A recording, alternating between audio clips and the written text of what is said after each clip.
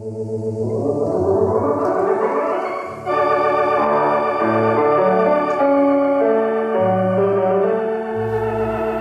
now, for the next 30 minutes, as the prop turns. Brought to you today by Ranger Tugs and Cutwater Boats. Quality cruising and real community.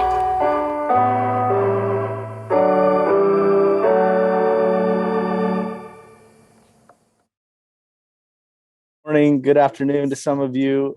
Thanks for joining us for the 10th installment of As the Prop Turns. I'm going to introduce everybody on the call real quick. We have Jeff Messmer, our VP for Ranger Tugs and Cutwater Boats. Morning. We have Andrew Custis, our General Manager, Ranger Tugs and Cutwater Boats. Good morning. And Kenny Mars, our Customer Service Manager for Ranger Tugs and Cutwater Boats. Morning, guys. Mr. Tim Bates, our Delivery Captain and Certified Volvo Technician. Morning. Brian DeCott, our Marketing Associate. Good morning. Myself, Sam Bissett, and we have our guest of honor today, Bob Whale, who Andrew will introduce a little bit more in a second. Good morning. Couple quick housekeeping things. There's a Q&A button or a questions and answers button at the bottom of your screen. So you feel free to type your questions there as Bob gives his presentation, and then we'll break halfway through to go over those questions with him. After the presentation, we will send a follow-up email that'll have a link to the video on YouTube and a copy of the presentation. So you can go through it at your own speed, either watching it on YouTube or via PDF. And one other note, this is going to look a tiny bit different today because we actually pre-recorded Bob giving his presentation last week. So we're live now. We're all live together. We're going to watch it together, and then we'll pause it halfway through. We'll do the question and answer live, and then we'll play the second half, which is Bob's trip back south. And then we'll do another live Q&A after that. So with that, I'm going to give it to Andrew so he can introduce Bob. All right. Thanks, Sam. Bob purchased his boat from us in August of 2017. It was the fifth Ranger Tug 27 outboard built, and he has 450 hours on it. He's now been to Alaska and back, and I think, Bob, you can correct me, but do you keep it as your home port for that, Bellingham? Birch Bay, so just north of Bellingham. So he's enjoyed it, and I think everybody will see how much fun he's had. So thank you for doing this, Bob. We all appreciate it very much. It's an exciting trip. You bet. Hello, everyone, and welcome. So this presentation was made to document the trip we were just talking about. We started out down here in Birch Bay Village, where I currently live, and made this trip up to the farthest north location was Glacier Bay, and made this trip in two separate legs.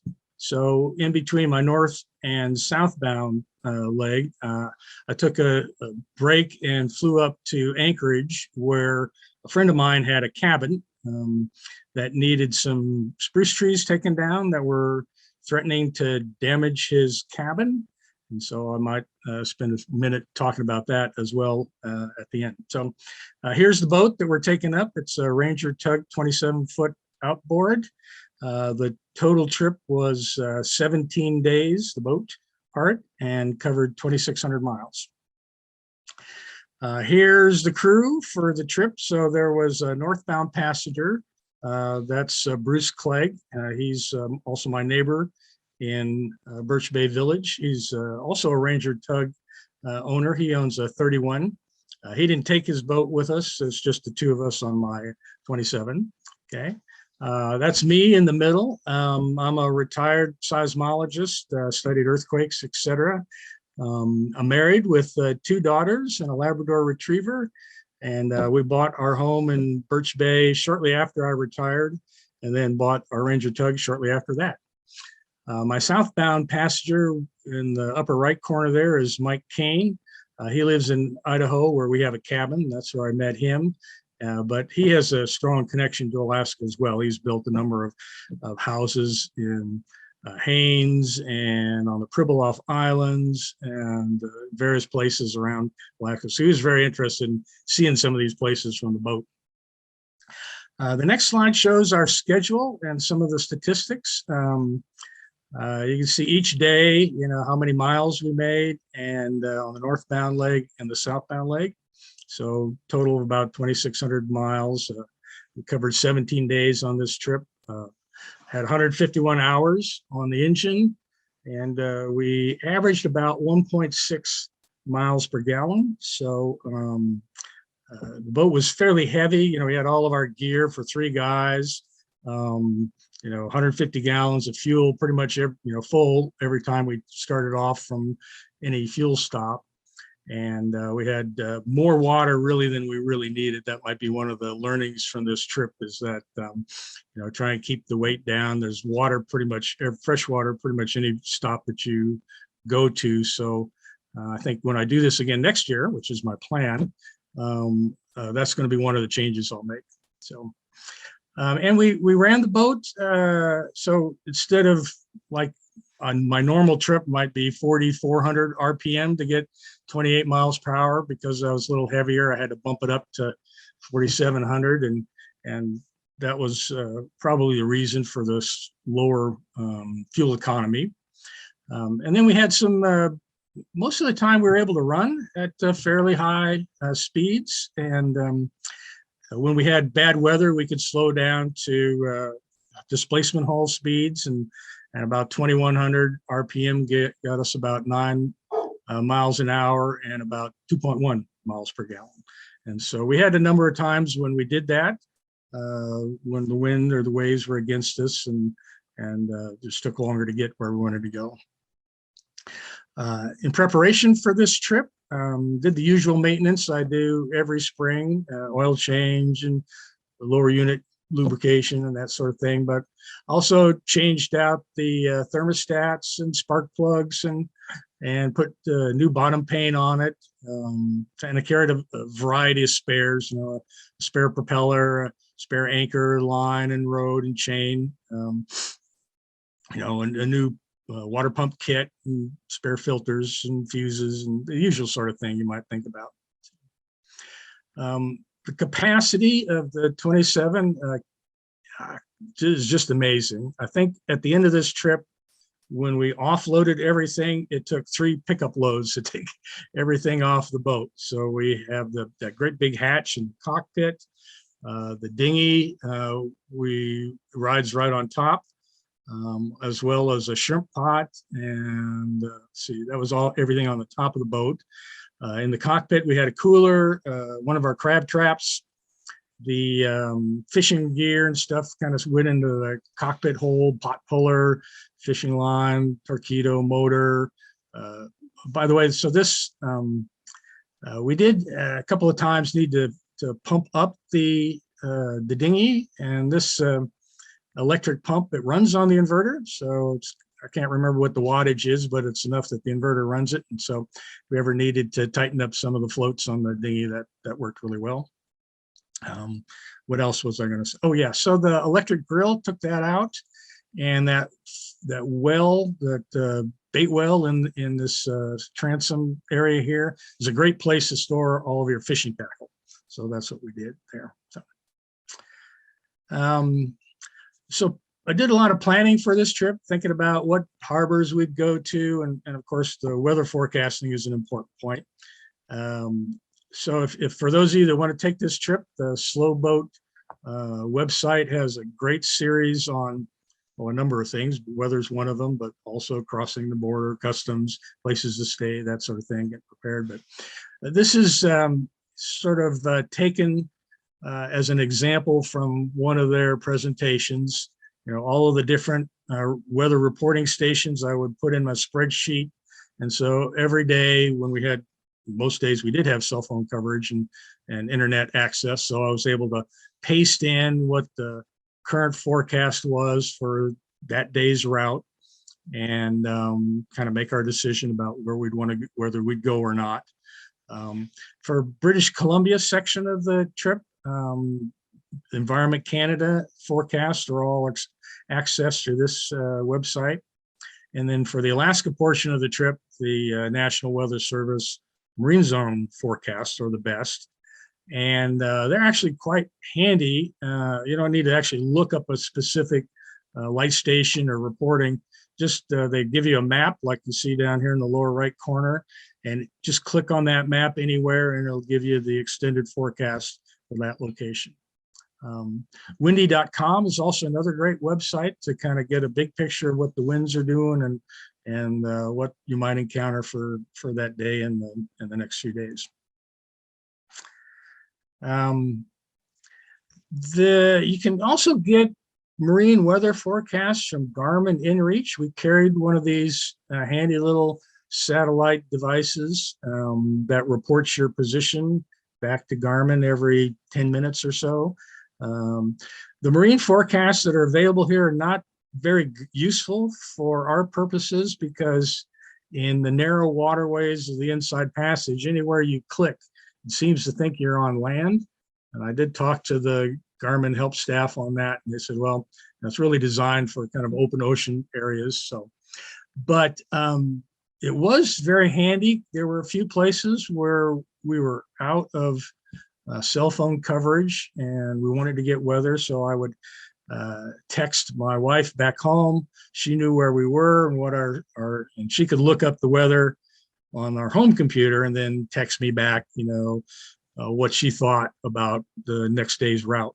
So anyway, and it's great for keeping your family and friends helping to track your position. Interestingly, on both the coming into Canada from the south and north, they asked us if we had AIS transmit capability. I said no, but we've got this Garmin inReach Explorer. It tells us where we are. So if you wanted to know if we were following your rules, you could track that. And they said, sure, send us the link. So I had Lorraine do that. And so apparently they sent her back a thank you note, and they presumed tracked us along our trip. So I guess I should mention this is summer of 2021. So there was restrictions on what we could do in British Columbia. And we could anchor, we could get refuel. We couldn't really go into town and have dinner, that sort of thing. Couldn't go fishing.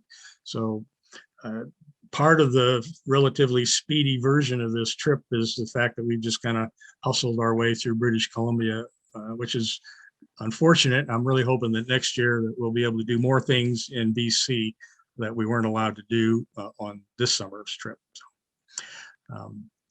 So this is just a kind of a midway along the trip for the Queen Charlotte Islands, and they have this is kind of a generic weather chart showing why people go in June, July, and August. That's when this green bar shows the wind speeds to the lowest, temperatures are nice, precipitation is low, and in fact we found that to be the case. We only had 2 days really where we had to kind of slow down due to weather, and I mean it rained a lot, but it was relatively calm and easy traveling. So let's see. So we're now getting ready to start our trip. So that was all the preparation elements, and we're going to leave Birch Bay. We're going to clear customs in Sydney and end up north of Campbell River in a place called Blenkinsop Bay. There are a couple of tidal rapids that need to be transited on this route. So there's Dodd Narrows near Nanaimo and Seymour Narrows just north of Campbell River. So we, fortunately on this day, after clearing customs at Sydney, slack at Dodd is 9:35. So we were able to make our way and clear Dodd Narrows shortly after slack. But it's really too far to get between here and Seymour Narrows to make it on the same tidal exchange. So our plan was to wait in Campbell River, and there's a couple of nice anchorages that you can hang out here. And then later that evening, slack water at Seymour at 6 o'clock. We transited there just before and then ended up in Blenkinsop Bay for the night. So here we are clearing customs in Sydney. It was pretty easy, although we did wait for about 45 minutes for the officers to arrive, despite declaring our 8 o'clock arrival time in ArriveCan. We did have to print out they did ask for our float plan, which I had anticipated and printed out a copy for them. They're kind of focused on making sure that, and I guess a few people have done this ahead of time, ahead of us, I mean, that they wanted to make sure that people weren't taking advantage of this right of innocent passage, which is the sort of the maritime law that allows us to go through another country's international waters as long as we're sort of in transit. And so my other neighbor in Birch Bay Village made his trip up here with 17 nights anchorages in British Columbia. So I guess they're relatively surprised to see that we only had 2 nights that we're going to anchor there.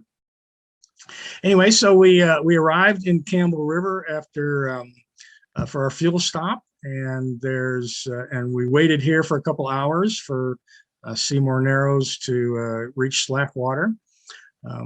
Just as a side note, for those of you that are going this way, there's kind of an interesting and maybe little known area that's called the Tyee Pool, where no motorized vessels are allowed. So this is an area kind of reserved for rowboats and people who are fishing in sort of an ancient, maybe not ancient is the right word, but an old time style of fishing. So.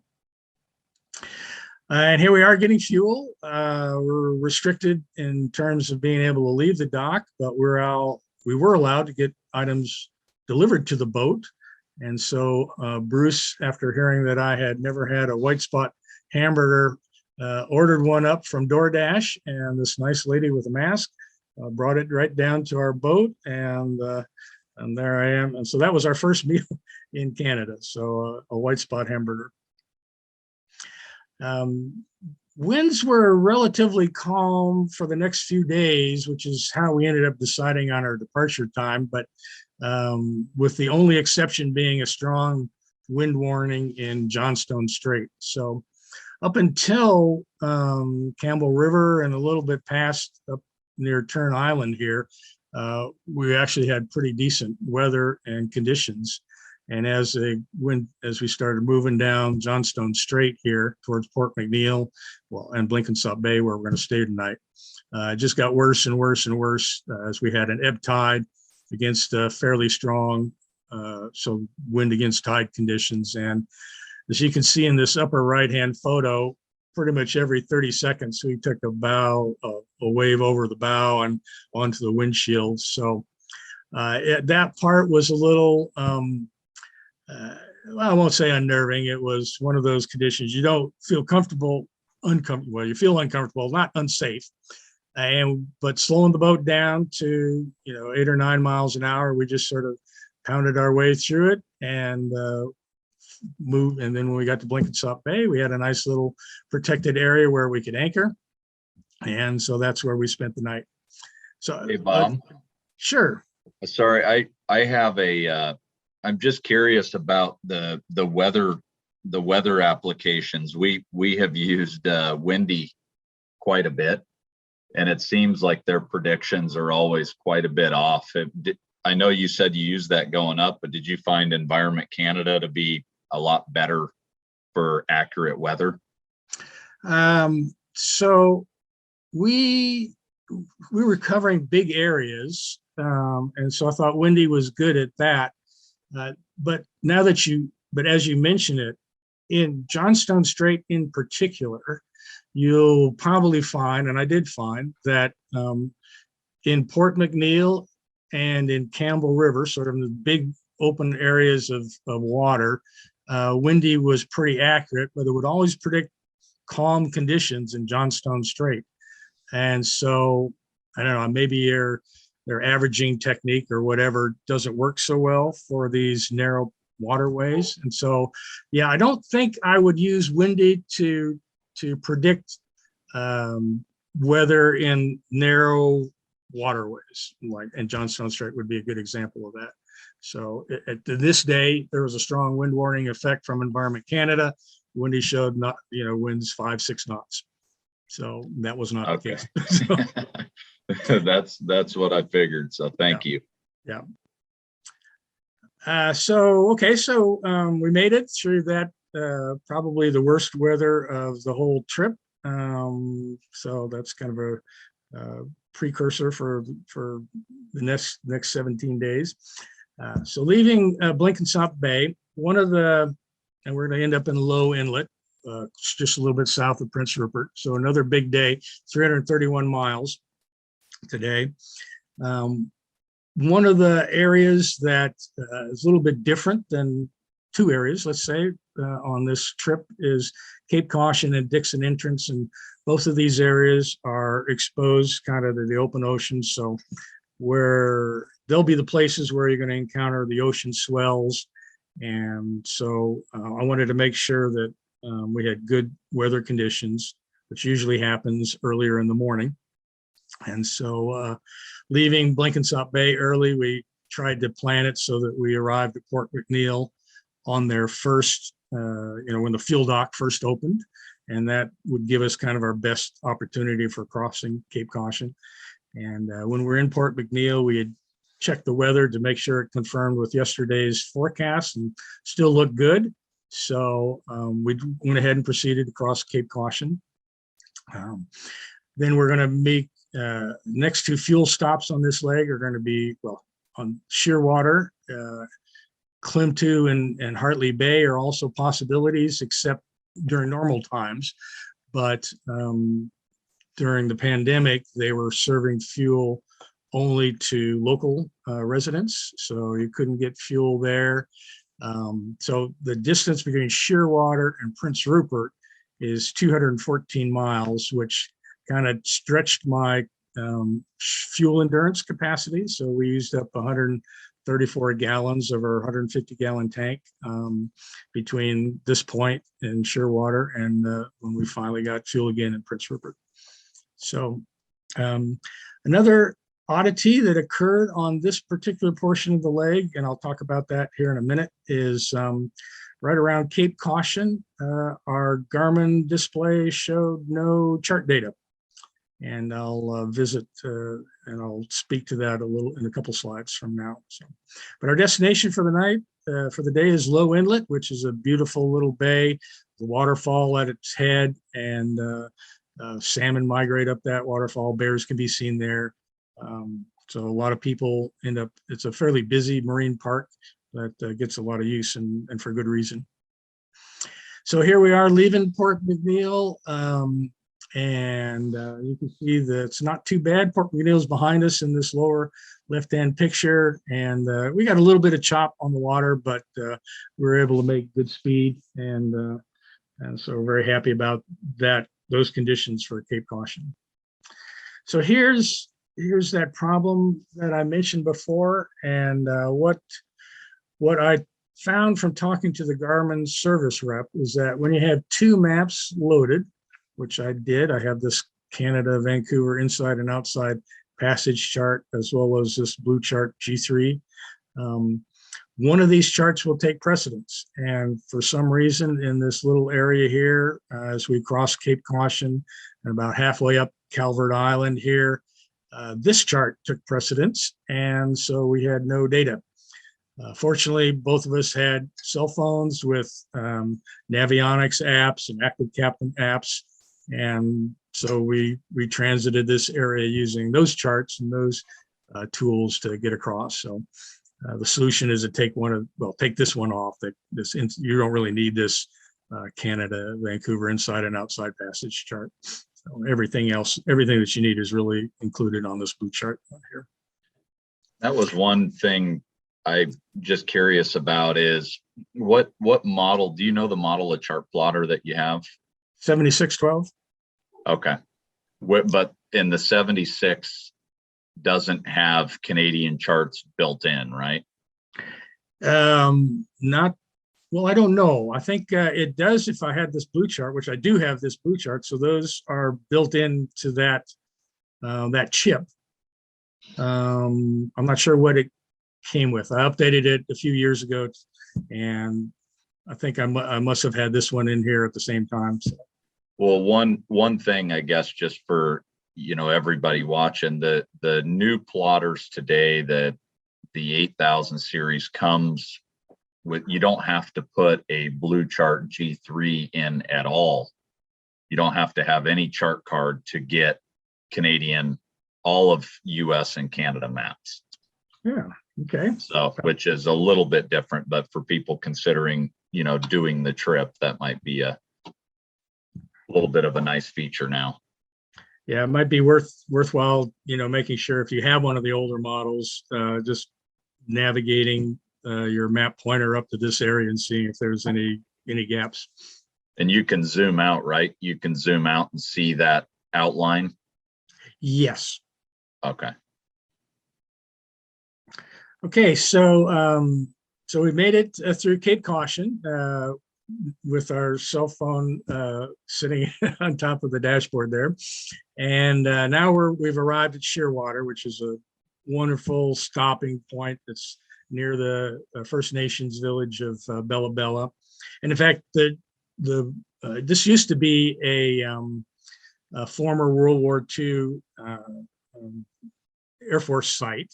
It's got a nice airport just up the hill from the marina, but the people that bought it have developed into a fishing resort, chandler, marine supply and repair facility, and so this is really the big main stopping point between kind of the Vancouver Island area and Prince Rupert. So they have a lot of things that if you need anything here, you can pretty much pick it up.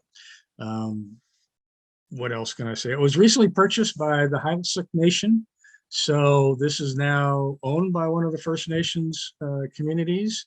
And they specifically noted that they would be able to provide fuel for American transient boaters, which I think that was a really nice thing for them to do on their website. So on our way north, even before we started this trip, we knew that this was going to be an okay place to stop to get fuel. So, leaving Shearwater, you can take two routes. Around Millbank Sound is a little bit shorter if you're worried about fuel. And if the weather's kind of poor, then you can also take Reed Passage and then work your way up this way, which is a little bit longer.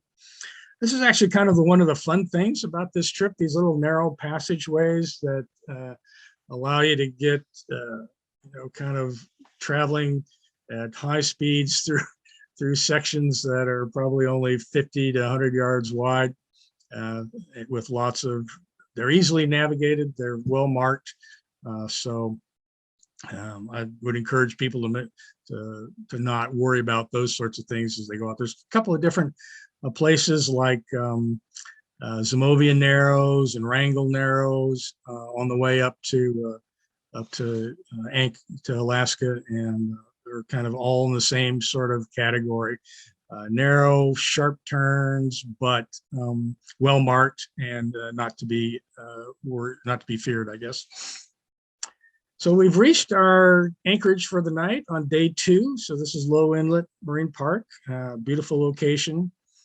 I noted that a number of people have on Active Captain and other blogs stated that you can anchor here in front of the waterfalls, and the current from the falls will kind of keep you centered in the channel without too much worry about drifting into the shore. And we did not find that. We had a kind of a light breeze from the south, which when I stopped here, had us moving towards the rocks, and I felt like that was an uncomfortable position. So we ended up moving over to the south side of the inlet and anchored here in 90 feet of water, which was not an uncommon depth. So we've got 200 feet of line and 50 feet of chain. So hardly ever reaching the 5-to-1 scope that people would recommend, and sometimes not even 3-to-1. But on all of the places where we anchored, I never had a problem with having my my anchor shift on me. So that was good. Okay, so we're now on day 3. We're getting ready to enter Alaska and cross our second spot where we'll be exposed to the open ocean at Dixon Entrance. So we're going to, that's 183 miles today. So we left Low Inlet relatively early again. That's kind of a common occurrence during this trip.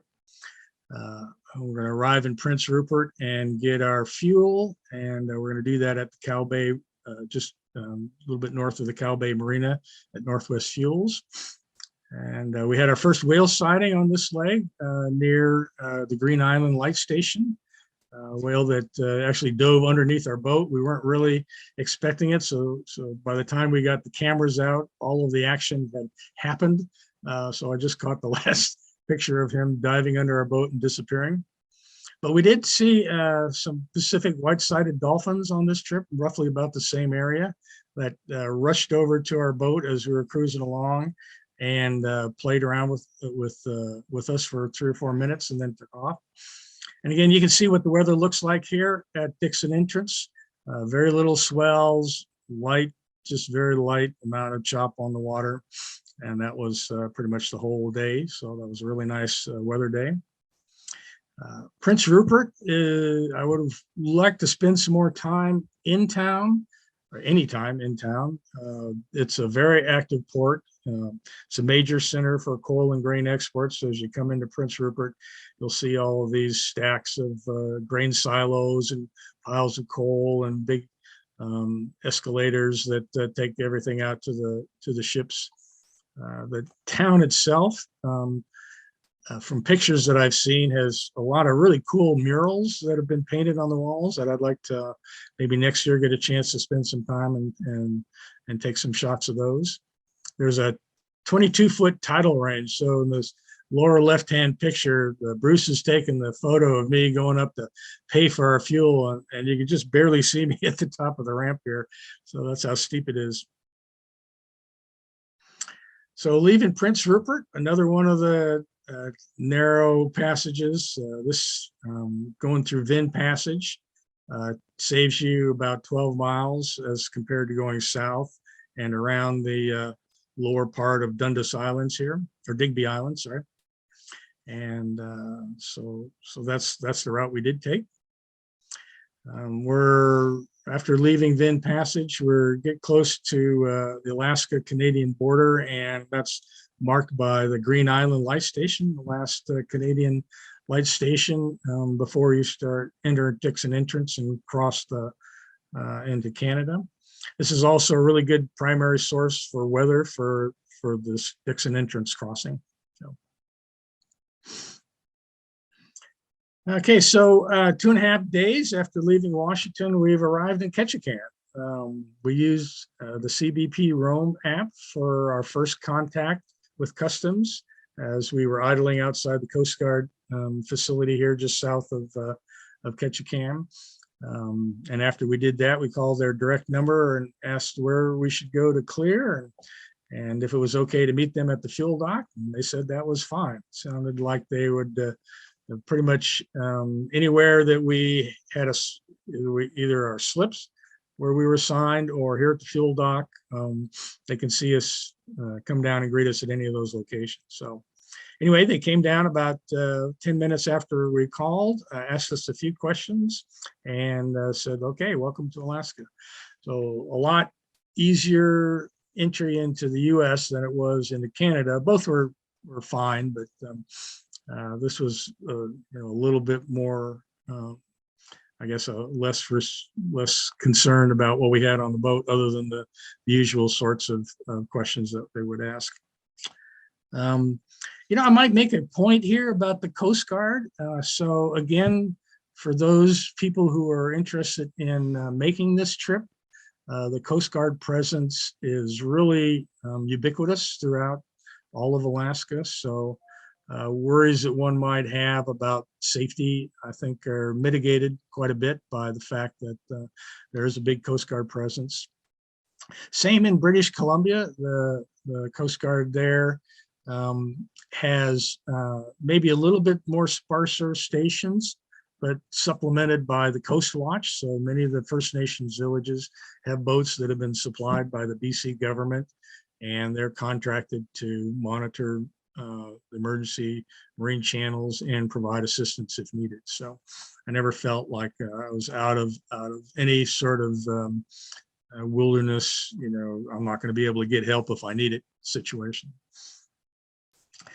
So we ended up getting a spot at the City Floats Marina, which is they're kind of tucked into this little corner here, and this is actually a good place to anchor your boat. It's just up from the City Floats. Up the ramp is Tongass Trading Company, which sort of like a cross between Home Depot and Fred Meyer's. Anything that you need for the boat or for fishing or for supplies, you can find in this building right here. So we had been on the boat for a couple of days and felt the need for lunch, a hot meal and a shower. And so we ended up getting a hotel over here on Creek Street, which is a cool little part of Ketchikan. Here's our hotel right here, this sort of a beige colored building. Creek Street used to be a home. Well, you can see the creek that runs down through it. This is at high tide. At low tide, this is like rushing water and rocks and rapids. This used to be the red light district right around in this. Just after you cross under this sign here is a building called Dolly's, and on the side of Dolly's is a sign that said where fishermen and salmon both came upstream to spawn. So that was kind of a neat little area. Lots of colorful buildings along here, and we saw this cool barge coming up just before we got into Ketchikan that had a boat, a school bus, and another boat. Looks like a generator here sitting on top of all of these Seacan transit boxes. So after having lunch and a shower here, we decided that we might head back out on the boat about 5 miles south of town. We saw some people fishing, and here we are in Alaska. So we got our fishing licenses here at the Tongass Trading Company and took the boat out. And here we are at Fall Mountain Point, which is just a little bit south of town. This looks like we're quite a bit offshore, but if you were to look to the left of the boat, we'd be about 100 yards off the shoreline, which we cruised back and forth. And in about 2 hours, we had our limit of salmon, and we had probably had at least twice that many that had gotten hooked, but we weren't able to boat. So really great fishing in this part of the world. And in fact, it made us decide to stay in Ketchikan an extra day and see if we could catch some more, which is what we did. So what are we going to do with 24 salmon? So just up from the City Floats is the Cedars Lodge, where this little red flag is, and they have their own dock. You pull your boat up there and hand them over your fish, and these high school students or college students on break who are trying to earn some extra money will fillet your fish for you, vacuum pack them, and freeze them in time for your next day's flight out. Of course, that wasn't for us, but they also have a smokehouse here, so you can get your fish smoked too if you want. And so super convenient, which I think also translates into not cheap.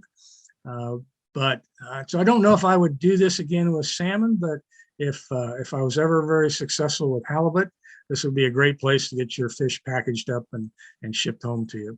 So and the other thing is they also arrange for shipping as well. So the next day after Ketchikan, we're going to make our way up to Wrangell, and there's a wildlife observatory called at Annan that I wanted to go to, but it requires a permit, and I wasn't able to get a permit for the days that for the day that we're leaving, and so we decided to take a chance and go up to one of these fish hatcheries. This particular place is called Neats Bay, and I've heard discussions of other people who have said that if the salmon are running, you can kind of see bears cruising along the shoreline. So we're going to do that. We're going to come up to Neats Bay and see if we can spot some bears, which we didn't. But we did see some fishermen, and apparently it's not a uncommon occurrence for some people to work the mouths around the hatcheries as kind of they're great places to get salmon returns. So we saw two different kinds of fishing boats on our trip up to Alaska. In Alaska, the purse seiners were more common. I'll show you a picture of that on the next slide. And in British Columbia, the gill knitters were more prevalent. So the purse seiner, we did watch a guy run his net out, so we spent about half an hour, just standing off about 100 yards away from these guys and watching them. So they've got a helper boat, kind of aluminum bathtub looking thing with an outboard motor on it. And it helps pull the net out away from the main trawler and kind of put it out in a big circle. And then as the trawlers closes the net and starts pulling it in, there's a lot of force pulling it sideways. So the helper boat runs a long line over to the other side and kind of helps keep it from tilting and shifting sideways. And then eventually, these poor guys sitting underneath the net are getting fish parts and water raining down on them as they're bringing the net in. But you see this one is pretty successful here at being able to catch quite a few salmon in their net. So that was a very interesting operation to see as we were going along. So after leaving Neats Bay, we're going to work our way up to Wrangell. And so here we are at the Wrangell Marina in Reliance Harbor. And in the harbor is an island where they've built a reproduction of Chief Shake's house. The lower left-hand picture shows the house in 1887, and the right-hand picture shows the current version of the house.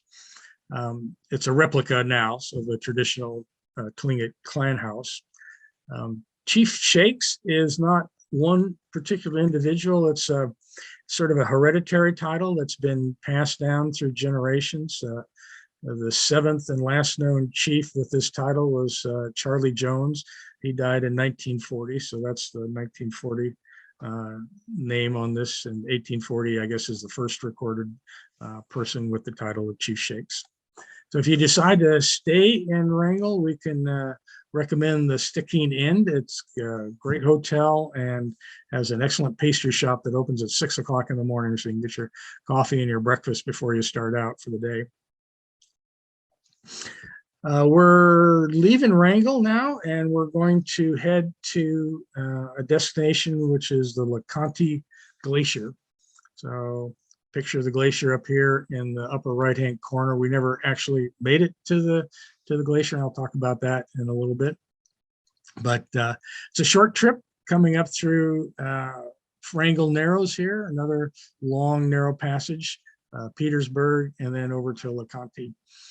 So we encountered fog on a number of days. Never really, even though the lower left-hand picture shows that you might not be able to see much in front of you, almost every time we were in fog, we still had enough visibility to see ahead far enough to detect logs, of which there are a fair number that we encountered during the trip. So we were running the Garmin radar, as you can see up here. Kind of neat seeing the boats on the radar sort of moving along and then finally emerging out of the fog a couple 100 yards away.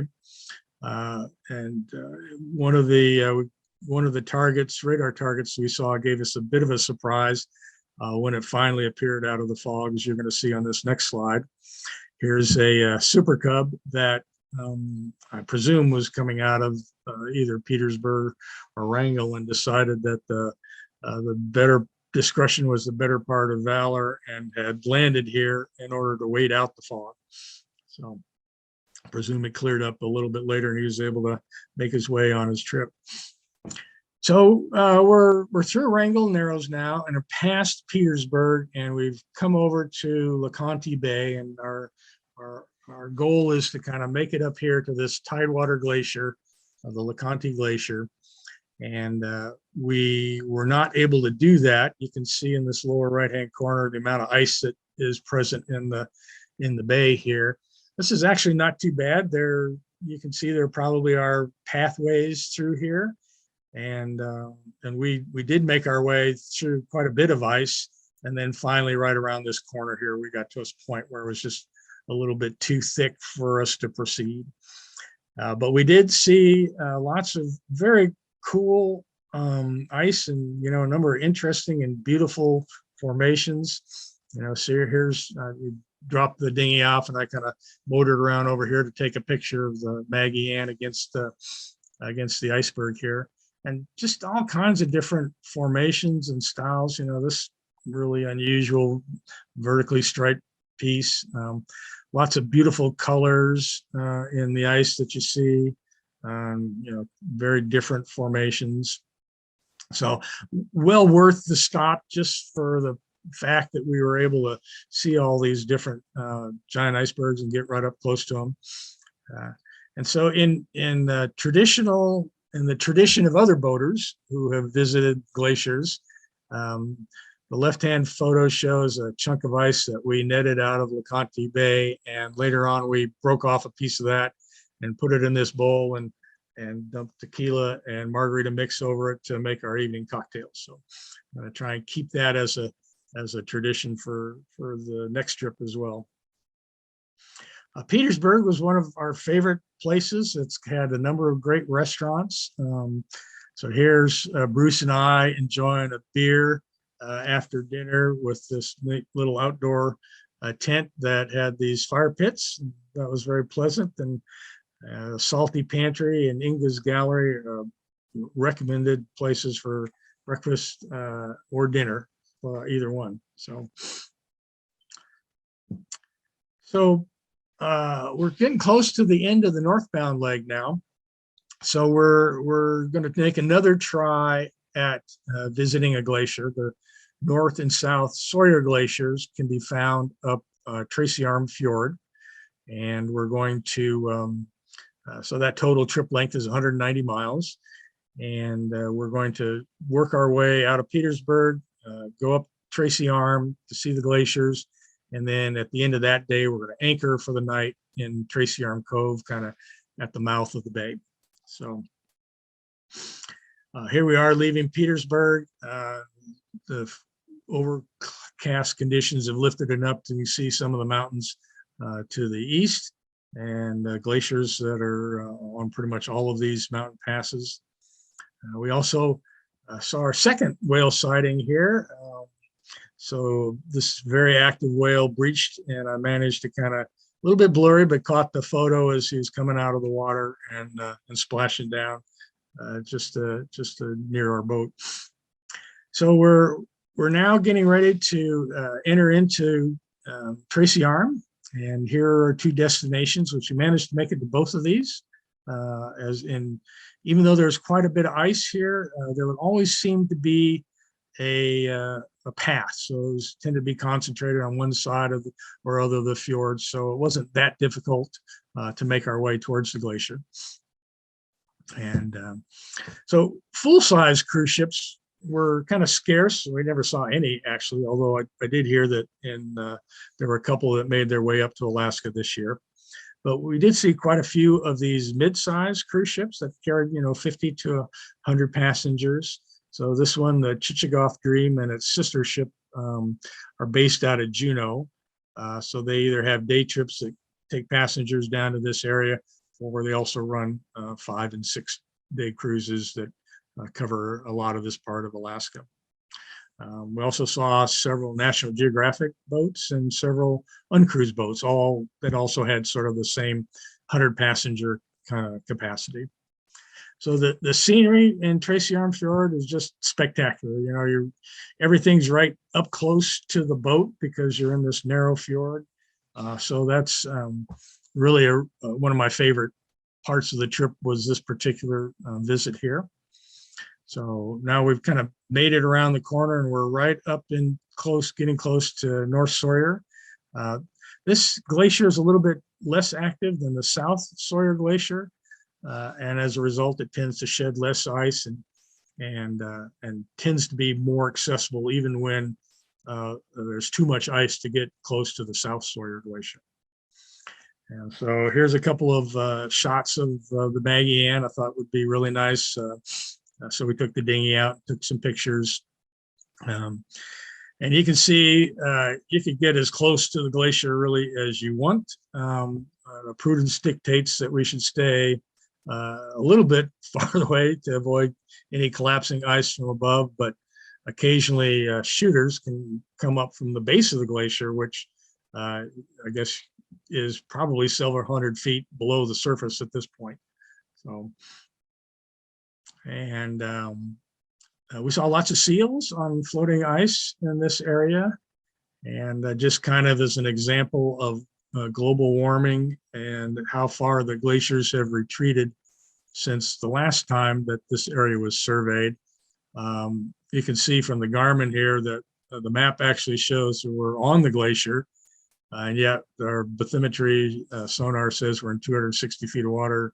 And just to verify that, Bruce is in the dinghy here saying, yep, we're not on the glacier now. So we, leaving the North Sawyer Glacier, we rounded the corner and wanted to see how close we could get to South Sawyer. And you can see there's quite a bit more ice in the water here. It was fairly open up until this point, at least, and we kind of did manage to find our way over on one side. I think it might have been the right side. And we kind of got close to this little hump of rock here where we finally had to stop. And so here's the shot of the South Sawyer Glacier. It's quite a bit larger glacier than the North Sawyer. And we did actually watch some calving coming off in this area here, although I didn't get a very good shot. And getting to this point, there was actually a number of places where there were clusters of small bits of ice that you couldn't really navigate around. So we would just sort of push our way through them at fairly low speeds. And when you do that, I'm not sure, I haven't pulled the boat out again, but there were some scraping noises as the ice bumps along the hole. So I may have to repaint it at the end of when we pull it out in the spring. Leaving the glaciers, we're kind of working our way back out the cove, and we're going to anchor for the night in Tracy Arm. This is a cool little spot that a lot of people stay at. We had about 7 other boats in this anchorage that came in after we arrived, including a couple of mega yachts that stayed here for the night. There's a little spit that comes out from the north end that kind of a lot of these icebergs tend to ground on, and also protects you from bergs that kind of float into the bay. And not completely, but for the most part it does. So. And now we're leaving Tracy Arm the last day of our journey. We spotted these 2 eagles on the berg as we were leaving. And then on our entrance to Juneau, there's this really amazing sculpture / fountain as you're entering, kind of on the waterfront that you see from the boat as you're coming into town. We ended up staying in the Aurora Harbor. Well, not staying. I left my boat in Aurora Harbor. We both flew out that evening. There's a 10-day limit normally for how long you can leave your boat unattended in the harbor. They waived that for this summer because of the pandemic. I ended up leaving the boat here for 14 days and taking a break in the middle. And I'll talk about what I did during that break here in a little bit. One of the other cool things about Aurora Harbor is they have this long float that runs along the shoreline, and I don't know, there's probably 20 or so of these little houseboats, all very nicely painted and of usual shape and design that are kind of cool here. And in fact, this is probably a good spot to take a break, and we'll stop our presentation here and take questions, and then we'll resume after the question period and talk about the southbound leg. So any questions? And we're back. Tim wouldn't go live here for some reason, but he insists I do it. We're in the same room, so. Bob, Uh, hopefully I didn't kill Bob's video here. how would you do that, Sam? Well, I don't know. I'll get Bob going if you guys get the questions. Well, they're kind of for Bob. Can you hear us, Bob? I can. I think my audio is working, just not the video part. Okay. Are you going to read the Q&As, or is that something I should do? You know, Bob, if you want to read through some of these and answer them, if you can, that'd be awesome. All right, let's see what we got here. And he's back. Yeah. Okay, so yeah, so I'll just start with the first one here. So there's a question about average speed in hours per day, and why did I choose to go that quickly, in particular the part going through British Columbia. So average speed was probably 28 miles an hour. I tried to, that's sort of the best fuel economy. And my original plan was to go maybe 6 or 7 hours a day, which would probably cover a little over 200 miles. We did spend more time because, as you can see from the statistics, we had a 331 mile day a couple of times on this trip. Why would I spend so little time? It was mostly because we couldn't do anything in British Columbia because of the pandemic. So we just tried to kind of get through there. So another question is, what do you think about having other boats with you on this trip? I think the buddy boat system is a great idea. There's companionship and safety, and it's always better to have two people when you're hiking, that kind of thing. So if something goes wrong, so from that standpoint, it's a good thing to have. But then again, there's lots of places to stop. There's the Coast Guard, and there's other boats. You're constantly seeing fishing boats, trawlers, people, commercial traffic that's moving. We didn't see any people moving log booms this trip, but so you're never really out of communication, not communication, but there's always going to be somebody coming by in a couple hours. So, yeah. What books or written resources did I use to study or prep for the trip? Well, I probably watched all the slow boat videos at least 3 or 4 times a piece. That was a really wonderful resource. We've got several other written books about this trip that describe anchorages and details about the different towns and places. I would say that what was more valuable to me, I have all those books and took them with us on the trip, but the active captain had all the details about the anchorages and where to go, ports and passes in case we needed to actually, divert from the Seymour Narrows kind of route through Johnstone Strait and take kind of the back way. I found that to be most useful as opposed to the actual, guidebooks. So, would I try this trip in an R-23? Absolutely. So I think, you're in protected waters pretty much all the time. And when you're not, as you're going across the Dixon entrance and the Cape Caution, then you just kind of need to make sure that your forecast is decent. So what would I do differently? At the end of this presentation, I'll talk about some of my thoughts for next year. So I am planning on doing this. What am I going to do differently? Try and lighten up the boat so that we don't carry so much weight. And so water was a big part of it. And I think 4 cannonballs was probably excessive. And some other things that I had that you can, some of like the spare anchor, for example, on the road, that's a very heavy piece of equipment. And, there's so many places that you could buy equipment like that if you needed it. So I might not take that with me again, for example. So, was I aware of local notices to mariners? I do know that that's available, and I feel a little guilty about not checking that. So I probably should have, just in case there were things that I needed to be aware of.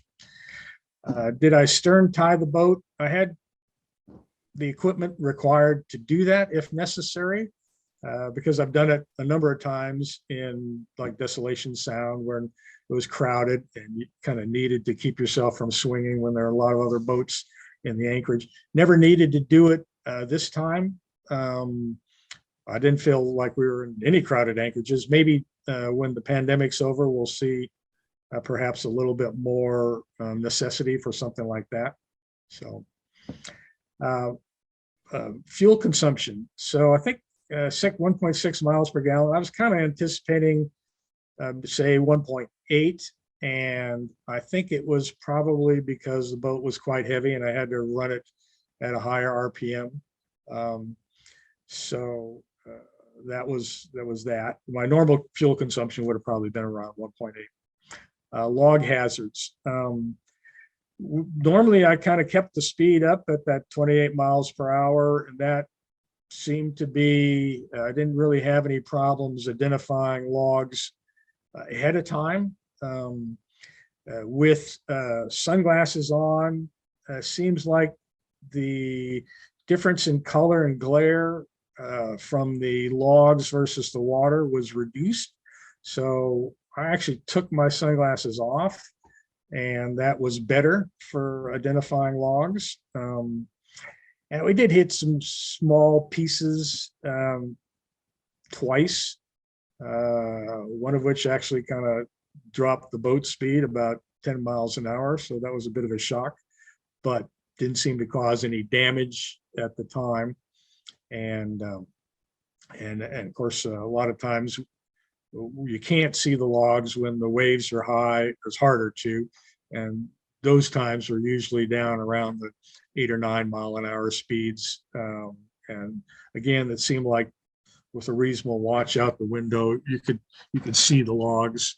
And there were a number of places. They tend to occur in, tidal rips where two bodies of water kind of meeting each other. Probably most people are familiar with that. So. Okay, so that's all the questions that are on the list.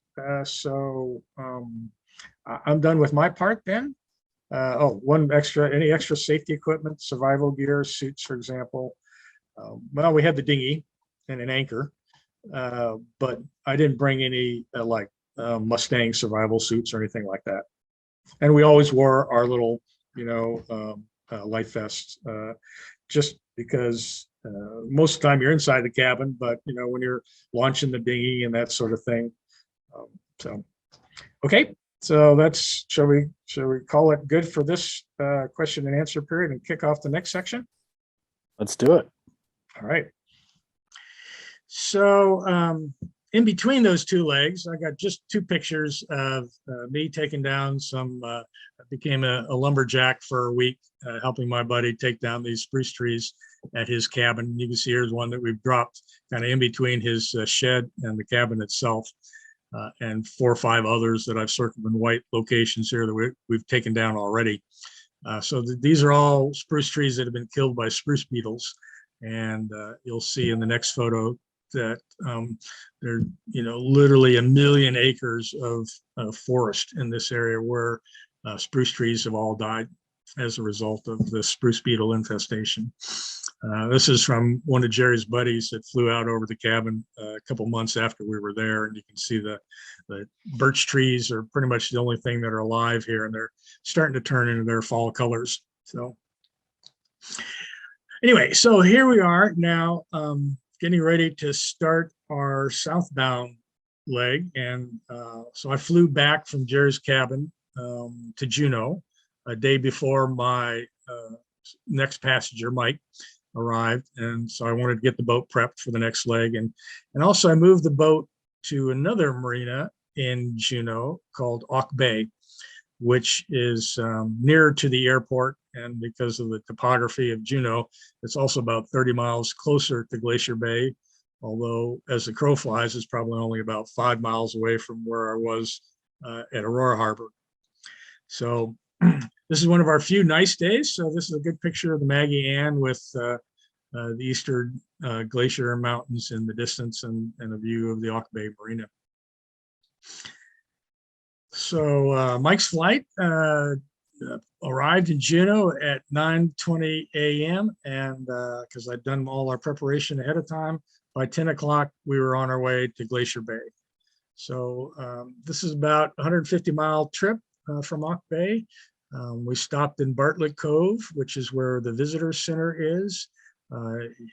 If you want to go to Glacier Bay, you need a permit, and they only allow 25 boats per day to be traveling inside of Glacier Bay. So you might arrive and there are no new boats that day because so they already had 25 boats from the previous week in there. They're still there. So you can, the permits are free for Glacier Bay. You can apply for them up to 60 days prior to your arrival. About half of them are the sort of long-term permits. And then they also have half of their permits reserved for short notice arrivals. So if you haven't been able to get one of those long-term reservations, then if you're up here within 2 days of wanting to arrive in Glacier Bay, you can call them up and see if they have any permits for the short notice. And they can be applied for up to 48 hours in advance. So fortunately, I had already made arrangements for our permit, so we were cleared to come in. So we had, so there's a information video that you have to watch that tells you about restrictions in the bay that are speed restrictions basically, and also they want you to not travel along the shoreline or parallel to the shoreline, because that would be a common place for whales to be feeding. So you want to be 13 miles an hour, 13 knots or less in certain areas, and also kind of the center of the channel, so away from the shorelines. And that's mainly in this area south, right around Bartlett Cove, and then the rest of the time there's no restrictions. So what else? Okay, so we're going to head up to Marguerite Glacier and check that out, and then we're going to anchor for the night in Reed Inlet. And this might be also a good point to mention. So maybe you're thinking about your trip and you want to know, well, should I be spending some time looking at the glaciers down in Tracy Arm and LeConte, because there's so much ice there and you had some difficulty, Bob, down in Petersburg. Up in Glacier Bay, the width between the shoreline is much greater, so you have a lot more options of avoiding the ice. So if you want to be certain about getting your boat up close to some of these glaciers, this is a good option. But it is a lot farther. It's another 150 miles from Juneau in each direction, and so this is one of the things to consider. So here we are in the Bartlett Cove Visitor Center. They've got a small museum here and a fuel dock, so we actually took advantage of that and got refueled here as well. This is a whale that was killed by a cruise ship. That was hit by a cruise ship and killed. And so some volunteers actually extracted the skeleton from that dead whale, and it's on display here at the visitor center. So here's a really cool photo that was taken from space. So after showing the whole Glacier Bay area, so after leaving Bartlett Cove, we're going to work our way up here and visit Marguerite Glacier, and then anchor overnight at Reed. Okay. So another glacial global warming comment can be made here. When in the late 1700s, when George Vancouver and his crew kind of came up and did their first surveys of this area, this whole bay was full. This Grand Pacific Glacier migrated all the way down, its terminus was right here at the edge of the entrance to the Glacier Bay. So when he came along here, he just noted this was a small indentation in the shoreline where the glacier was. So here we are at the Marguerite Glacier, and it is not a particularly active glacier. There's not a lot of calving here, and of course a lot less ice as a result, so really easy to get up here. And again, we were able to get as close to the glacier as we really wanted to. We spent some time up here checking it out, some of the other glaciers in the area, and then made our way down to Reed Inlet, and that's where we're going to anchor for the night. And Reed Inlet also has a glacier in it, but the glacier has retreated so that it's past the shoreline now, so there are no bergs in this bay, at least no bergs from the Reed Glacier. There still could be some that float in from the other glaciers that do make it down to the tidewater. So in the morning, we took our dinghy down to the shore in front of the glacier. I was kind of hoping to kind of actually get a picture of me standing on top of the glacier, but enough water was kind of melting so that all along the sides here and in front was a rushing torrent of meltwater that made a moat around the edges. So couldn't really get any closer than about 30 feet or so, unless we, made a hike quite a ways up the side of the valley here. But here's a picture taken from the front of the glacier looking up the valley, and then looking the other way back towards the Magean. So another one of the, I think probably 2 days that we had nice sunshine. Another comment here, this actually affected our trip. There was one other boat that had come in overnight, and the occupant was out paddleboarding as we were making our way back to the Magean. So we stopped the dinghy and chatted with him for a bit. He mentioned some spots to the south that we might want to visit on our way back, and one of which we did. I'll talk about that later. We didn't see that many sea otters on our trip, except in Glacier Bay. We did see quite a few in there, and I thought, not sure why that was, because a lot of my trips that I've taken on the west side of Vancouver Island, there's sea otters everywhere, rafts of 50 or 100 even. So I think I'm glad to see the sea otters have been coming back. It's really good for the kelp forest because they eat the sea urchins, but they also eat crabs. So in the bays where the sea otters have been established, local fishermen have kind of noticed a dramatic decline in their Dungeness crab catches as a result. So after leaving Reed Inlet, we're going to make our way down to the town of Hoonah for refueling opportunity. And then we're going to stop at Haynes Bay, where our Reed Inlet paddle boarder had mentioned there was good fly fishing. So we decided we're going to stop there and check it out. So here's the town of Hoonah. Hoonah gets cruise ships coming in, and not at this dock, but farther up. We stopped and got refueled here, and then got permission by the owner to tie up at his dock, which is just like 100 yards away. And so we didn't actually stay in the actual Hoonah Marina. We just kind of parked our boat there, and there's room for one boat, and walked up and into town and explored. It's a very small downtown area. There's one good restaurant called the Fisherman's Daughter. We had lunch there, and it had a line of about 20 people that was waiting to get the food when we arrived. So definitely a local favorite.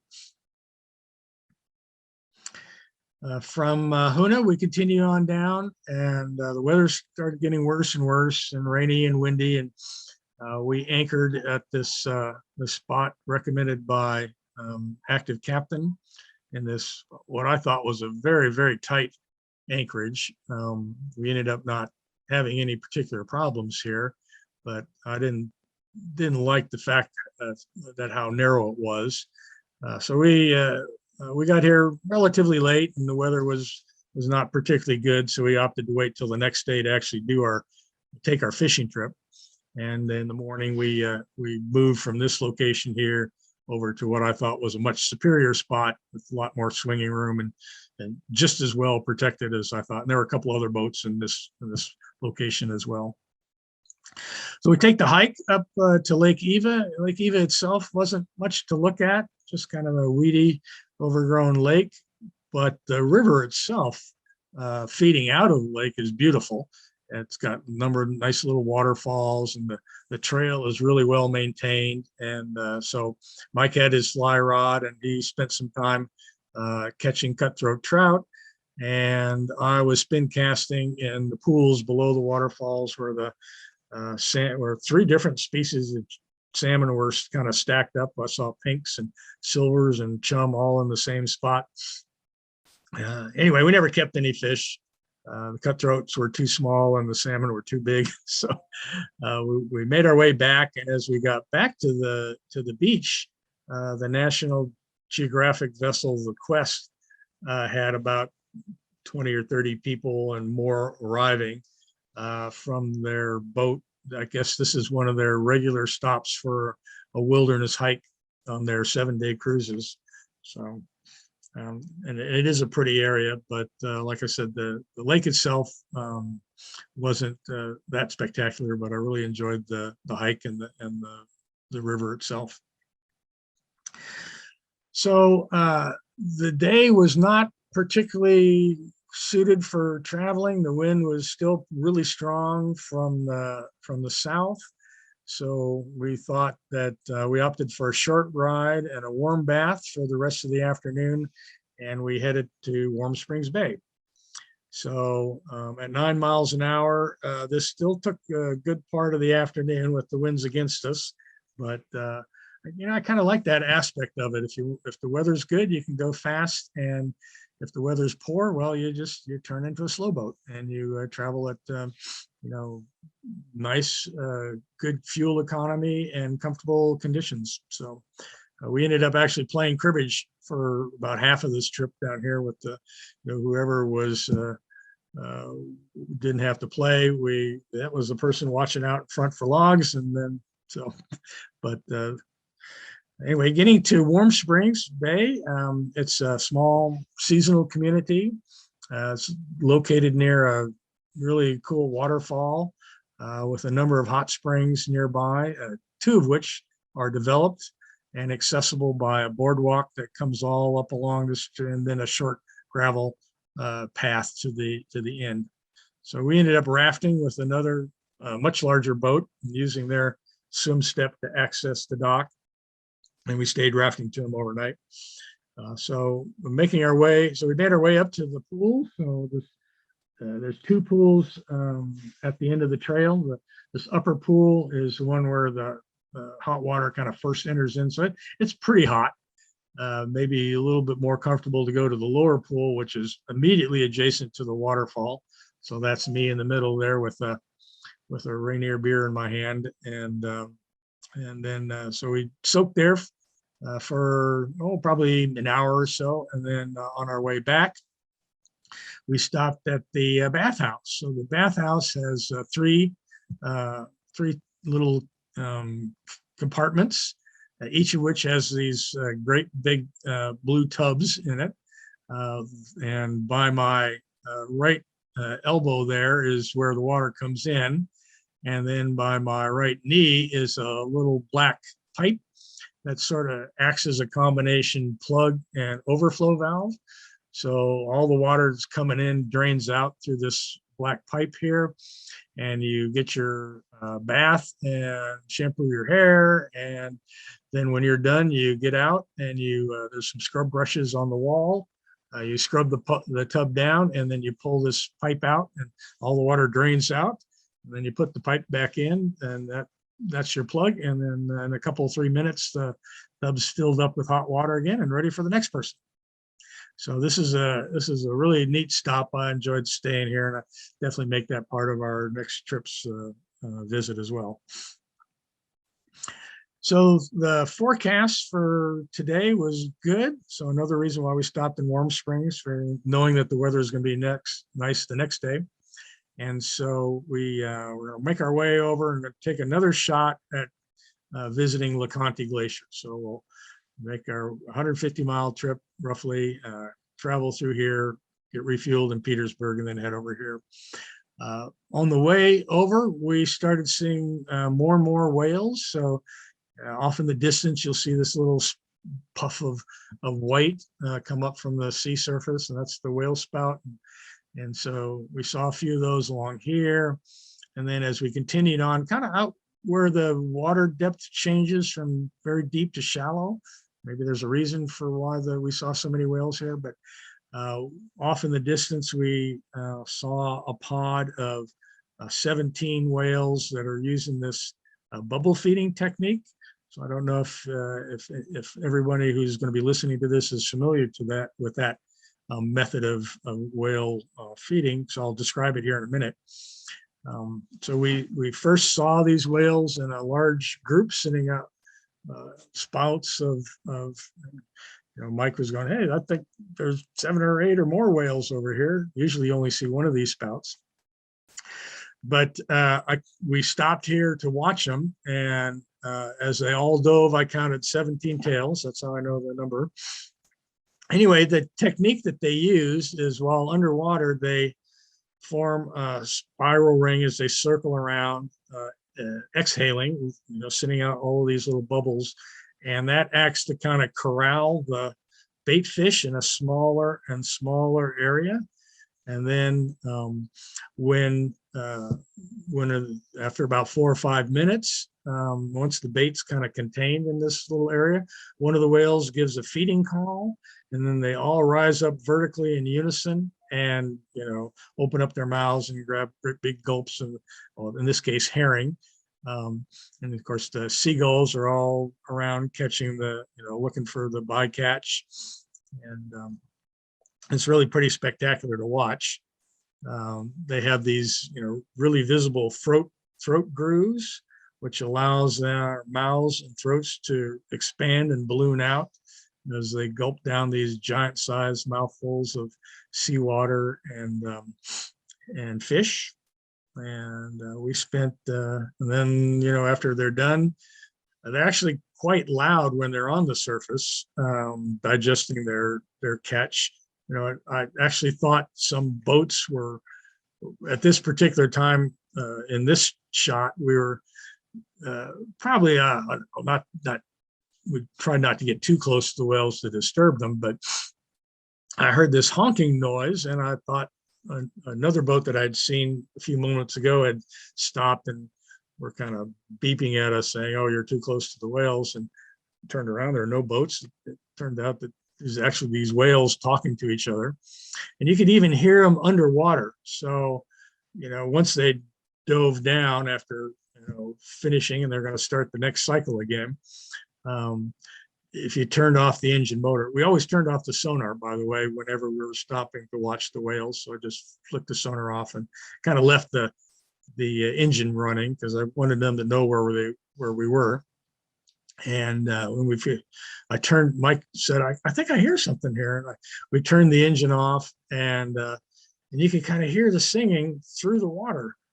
As it turns out, this is one of the spots where they had decided to concentrate the fish quite close to us. We're looking out to the front, and all of a sudden I hear something in the back of the boat, and there they are right behind us. And of course, we're trying to get our cameras and everything, but we're up in the front. So dashing to the back, we never really got a great shot at that time, but still, it was pretty cool listening to them. This area where we saw the whales, this slide shows you a map of from one of the whale watching tour companies, and they've sort of recorded the places during their season that they've seen whales so far. And you can kind of see in this part of Frederick Sound, kind of to the northwest of Petersburg, where the water bathymetry changes is apparently a favorite feeding ground from, because they've got sort of their highest concentration of whale sightings in that area.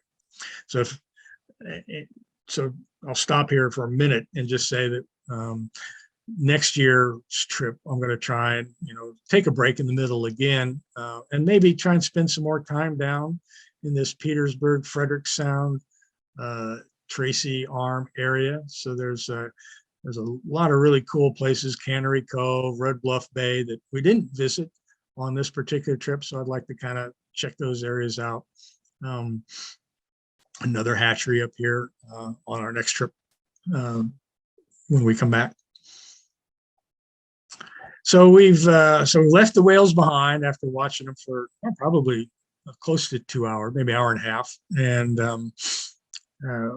again, LeConte Bay was full of ice, and even though we tried to push our way through, and we did make it a fair distance in, but we never made it around this corner where you see the slope come down to on the right side.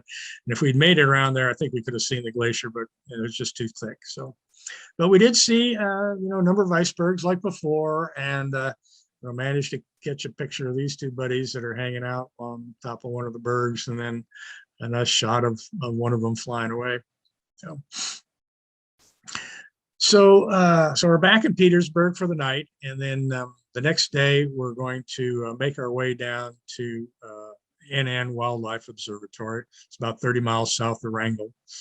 Annan Creek, where the observatory is located, has got one of the biggest runs of pink salmon, and that supports a pretty high density of black and brown bears. So this is another area where you need a permit. So after July 1st, which is kind of when the salmon runs is in full swing, the permits are required. And they have 12 permits that are available for individuals who have their own boats to come here. And then they have, I think, an equal number of permits that are passed out to the commercial tour boat operators. Okay, so these permits can be hard to come by. As you remember, that I wasn't able to get one for our northbound leg because you kind of have to pick the dates ahead of time, and that didn't really work out with our start date, because we kind of advanced our start time to take advantage of a good weather window to cross up through BC. But on the northbound or southbound leg, I did have permits for the day we were going to arrive, because I knew when Mike was going to arrive in Juneau, and so I could kind of plan out the whole trip and figure out when we were going to be here. So, the anchoring here at Annan can be a bit of a challenge. So this is the creek in the lower right-hand corner. You're going to park your dinghy here next to the creek outlet. There's a little ranger shed here where they'll meet you at your dinghy and then walk you up to the facilities. It's a fairly steep bottom topography, and from what I've heard, the holding can be pretty poor. We ended up anchoring in 60 feet and letting out 150 feet of line, well, line plus chain. And you can see in the upper left corner, I took a picture after we got back, and you can see how we wandered. The anchor spot's kind of right here, and then we kind of pulled down to here to set the anchor, and then we kind of wandered around the boat without us in it. So the one thing I did notice as I kind of cruised back and forth in here, kind of trying to decide where I wanted to anchor, is that the chart contours seemed pretty accurate. So whatever I saw on the sonar pretty much matched the contours on the chart. So I felt like that was pretty good. Anyway, we also took our handheld VHF with us up to the viewing station, and the ranger had said that they keep an eye out on the boats that anchor here, and they'll notify people if they see one of the boats start to drift away. So the facilities here at Annan, there's a covered viewing shelter, little decks that you can stand outside at. There's a photo blind down here that's this camouflage tunnel takes you down to, and literally you're right on the water where the bears are. But with any sort of lens on your camera, you can get as close a shot to the bears as you want. So we got escorted here with a ranger. She was carrying a shotgun and kind of walked us up here, and we did have a bear run across the trail right in front of us just as we were coming up. And I said, okay, well, that's a good sign that they're here and that they don't care about people. So pretty much every bear we saw was a black bear, except for this one mama grizzly and her two cubs, you see in the upper left-hand corner. The water here is kind of a tea, weak coffee colored, with lots of salmon jumping up, and it looked like there was plenty of room, plenty of fish to be found. Usually there are multiple bears kind of fishing in close proximity to each other. So here's these little yellow stars kind of show you the bear and the bears and the watercolor pretty similar. So it might be hard to pick them out at first. And they each had, different techniques. This guy here would just kind of sort of pounce on them in the middle. The one on the far right, I think I called it the hot tub bear, never really got up off its haunches. It kind of just sat down and let the water cover the lower half. And as the salmon swam by, it would just kind of lean its head down and pick it up and then move over to the side to eat it. So like I said, there seemed to be plenty of fish for all, and mostly positions were peacefully shared between the bears. But there was one altercation that we observed, is kind of one bear was trying to move along the stream to get past another one to an open spot farther upstream, and the one that was sitting there didn't really want to move, and the one that was coming upstream didn't really have any other place to go, so they kind of growled at each other. And then one bear at the right decided to back up, go around the top, and then kind of work its way back down to the stream. Anyway, cool place to stop and visit. Really lots of opportunity to see bears here. And I guess the main season runs from July through maybe late August and even into September. So leaving the observatory in the afternoon, and we started entering into Clarence Strait. The wind started picking up quite a bit. Even though our destination was Ketchikan, we weren't able to go very fast. So we weren't going to arrive in Ketchikan until close to midnight. So we're looking for a different stopping point to spend the night. And as it turned out, Mike had a friend of his who went to college with another buddy who had purchased a fishing lodge in Thorn Bay. And so they invited us to stay the night if they wanted to and tie up at their dock.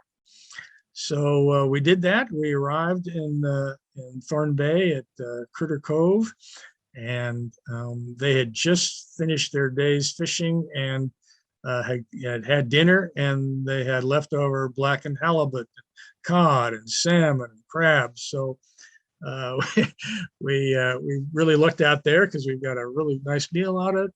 Good afternoons or evenings conversation. We shared our beers and margaritas with them, and a good time was had by all.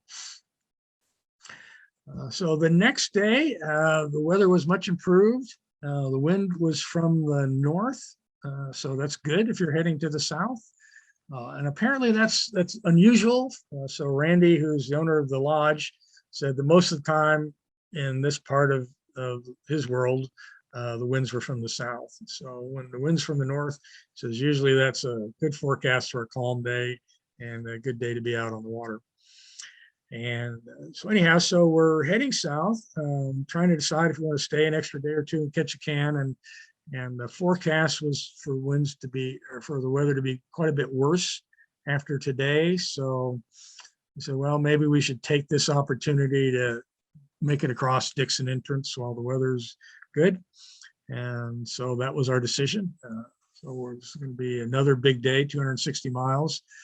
So we refueled in Ketchikan, made our way across Dixon Entrance with no issues. Cleared customs in Prince Rupert here. This is the location here at the Cow Bay Marina. So tie up to this long spit. There's a little, you'll recognize it when you go there. There's a little telescope viewing area at the very end of this dock. And we used Arrive Can again to report our arrival, and then called into 1-800, well, this CAN pass number, and answered the standard questions and told the agents would be down in 5 or 10 minutes. So that worked out well. Then from Prince Rupert, we're going to continue on to our evening destination of Cootsie Inlet. From there, I had texted Lorraine using our Garmin InReach and asked her about the weather for that next day, and kind of reported that probably not good for crossing Cape Caution on the 8th, but the 9th looked to be much calmer. So she recommended that after we refueled at Shearwater that we find a nice anchorage prior to Cape Caution and then wait that night for the next day. So when we left Cootsie Inlet, it was the inside passage part was still pretty calm. And as we got to, really nice weather all the way down to Shearwater, and then from Shearwater south, wind started picking up, and the weather forecast that we got from the internet, because when we were in Shearwater, we did get good connection. Basically corroborated what Lorraine had told us. So, okay, so we're gonna spend the night in Birch Bay, we decided, and what a cool place that is. So it's home to the Hakai Institute, which is a marine research center. And they have a free internet available for visiting boaters. And they have a boardwalk that leads you across the island to these really fantastic looking beaches on the west side of Calvert Island that is a probably worthwhile destination in and of itself. So the next day, as predicted, the winds had calmed down quite a bit. And so we made our way across Cape Caution. I expected it to be a little calmer than it was. It was still pretty, a lot of fairly big swells and fairly confused seas, but not much wind. So I presume that was because the previous day's high wind situation had still had some residual from that day, because we had left Birch Bay literally as early as you could possibly go and safely avoid logs. And it's not too far from there to the entrance to Cape Caution. So I think maybe if you waited maybe 2 or 3 more hours, it might have been an easier travel. But anyhow, be that as it may, we made it across Cape Caution without any problem. Got to Port McNeil, refueled there. And then just by happenstance, I didn't plan it this way, but when we got to Seymour Narrows, we were about an hour away from Slackwater, and there wasn't a lot of current running. So we managed to clear Seymour Narrows without any delay, refueled again in Campbell River. And normally I would probably go down through Nanaimo and Dodd Narrows again, but the weather was decent enough that we could just go right straight down through the Strait of Georgia and head into Birch Bay. So that's what we did. As soon as we crossed kind of this BC-US boundary, got about a half mile past that, we stopped the boat, reported our arrival via the CBP Roam app. And after a short wait and a video interview with the customs officer, where we showed him our passports and faces and kind of, rotated the camera around the boat, we got cleared for entry. So I was a Nexus member, but Mike was not. That didn't seem to be an issue. So that's a good way to do it. So that was the trip. So here we are. Maybe at this point, I've got some concluding thoughts I'm going to go through on the next slide, but I want to mention this little notice here. I've got in kind of an asterisk and italicized comment that when we got back to Birch Bay and I filled the boat right back up to full fuel, I never reset the fuel on board to 150 gallons at any point along this trip. So other than when we left Birch Bay at the very beginning, I set it to 150 gallons. And now after filling it up, it only read 134 gallons on board. So and I noticed as we kept going up that the amount of fuel that I added was always a little bit less than the amount of fuel that was reported to have burned. So even though my full fuel now was reading 134 gallons, I knew that I had 150 gallons on board. So that's a 16 gallons difference. So and over the course of the trip, we used about 1,600 gallons of fuel. So I guess that's a 1% error in the calculations there. And that is another, maybe one other comment that I can make here for people that are doing this and looking at your fuel burn. It seemed to me that the most accurate measurement that I could make was looking at my gallons per hour reading, which seemed to be a very consistent number. If I kept the RPM at one particular setting, and then now the speed would vary quite a bit, or not quite a bit, but it would vary a little bit because of but if you looked at your average over a minute or two, and then use your speed and your gallons per hour to calculate your miles per gallon, I think that worked out a lot more accurately than using the actual miles per gallon reading that the Garmin was giving me. That would vary quite a bit, and also oftentimes would stay low. Like it'd be telling me I'd get 1.3 or 1.4 miles per gallon and I would get 1.6 or 1.7 when I actually did the calculation using the miles per hour and the gallons per hour off of the display, the Yamaha display, not the Yamaha display, but the Garmin display reading from the Yamaha display, and the Garmin miles per hour. Okay, so concluding thoughts. Well, this is a great trip. I think everyone should do it. So a lot of support facilities and available. So you can go up there, I think, with a lot of confidence. I would lighten the boat. I had 4 downrigger cannonballs. Did I really need those? The extra chain and line and anchor. I could probably have bought all of that on the way if I happened to have lost or had a problem with my existing anchor. I didn't really need a full tank of fresh water, so I probably would take that down to a very small amount just for washing hands and that sort of thing, and maybe even carry the drinking water in some smaller 1 or 2 gallon containers for cooking and that sort of thing. So there was a lot of places that were favorites: Tracy Arm, Annan, Petersburg, the LeConte Bay. Even though I couldn't get to see the glacier, the cool icebergs and the scenery was really nice. We liked the fishing in Ketchikan, and the town itself was really cool. So I'm pretty sure we're going to try and revisit those places again. You might want to consider going all the way up to Glacier Bay. You do need a permit. You might not be able to get one, and you have to. There's another 150 miles each way from Juneau to make it there.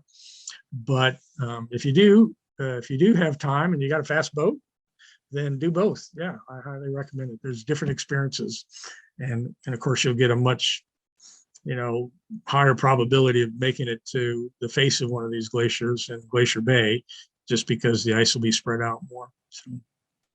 So I'd like to spend some more time around the Petersburg area where we saw the whales bubble feeding. I thought that was really a cool highlight. There's some places we didn't get to: Red Bluff Bay, Hidden Falls Hatchery, Tanaki Springs, Cannery Cove. Those places, I think I'd like to go visit those. So next year, there's a couple of things in addition to that. Of course, we'd like to spend more time in British Columbia, and hopefully, all of this COVID stuff will be finished.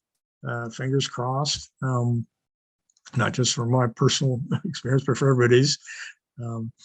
And we can see more of British Columbia, spend some more time down there, because there's some cool places I'd like to go to.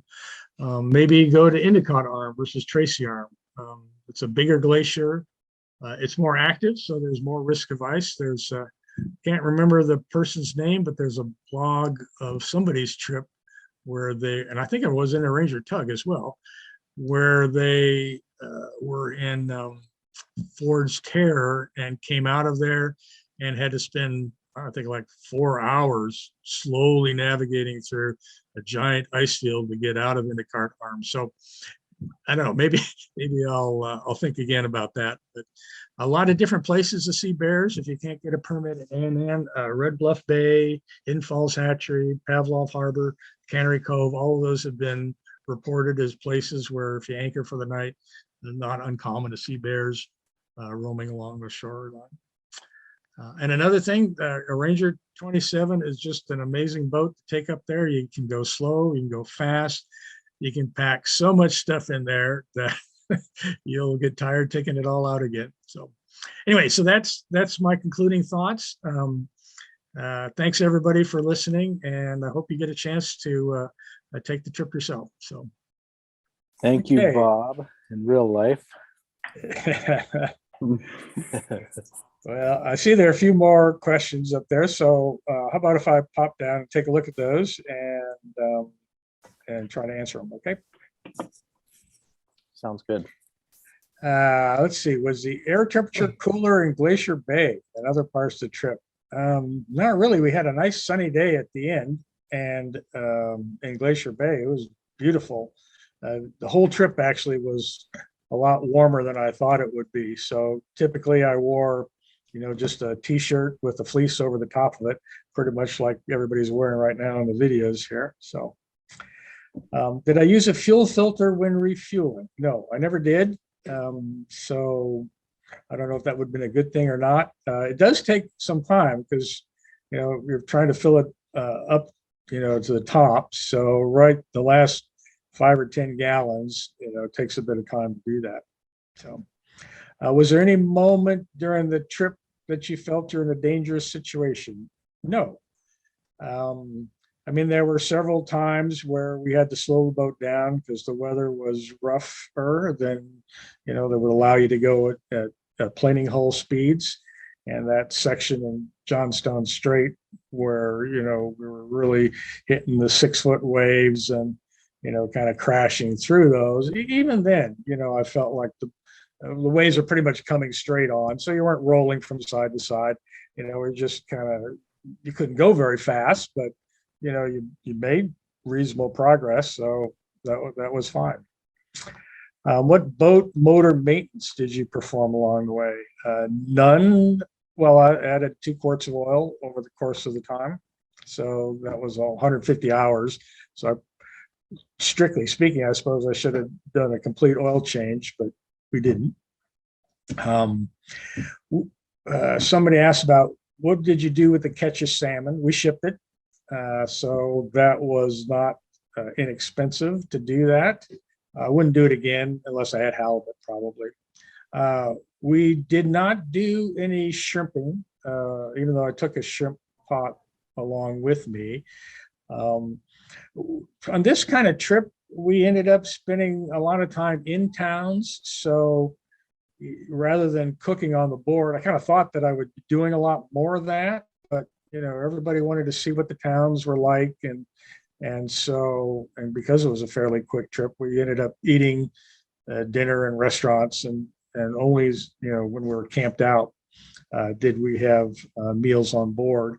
And really, if you catch a salmon, it's so big that, you got fish for a couple of days. It was just 2 guys. It's a little bit much. So how much extra water did you pack? And what would you recommend bringing? I would really cut down the amount of water, actually, because it makes the boat heavy and there's water everywhere. So each of the docks that you stop at, you'll be able to get potable water to refill your tanks if you want a lot. And I had 4 milk jugs from Costco that I filled up with a gallon of water each. And, frankly, that probably would have been sufficient for any particular time to take you from one water stop to the next. So gas on the fuel dock, 87 octane, 89 octane. I think it was mostly 87 and ethanol free, but I can't actually remember. So I feel a little, take that with a grain of salt, but I think that's what the case was.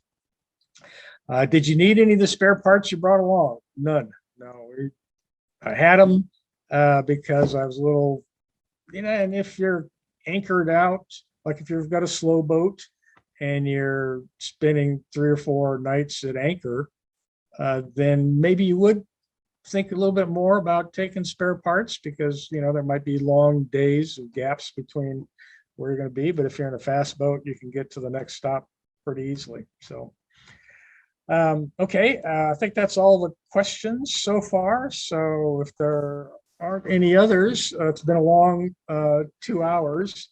Thanks everybody who hang in with us for this long presentation. I hope everybody gets a chance to do it themselves. So. Thanks, Bob. It was great. Thank you, Yes. Bob. Thanks, Bob. I'm See you on my guys. way to Alaska right now. Not Good for paying you. attention to any of that weather graph you had in June or July. I'm heading out. Very good. Maybe I'll see you up there next year. Yeah. Sounds good. See Thanks you again. guys. Thanks, everybody. See ya.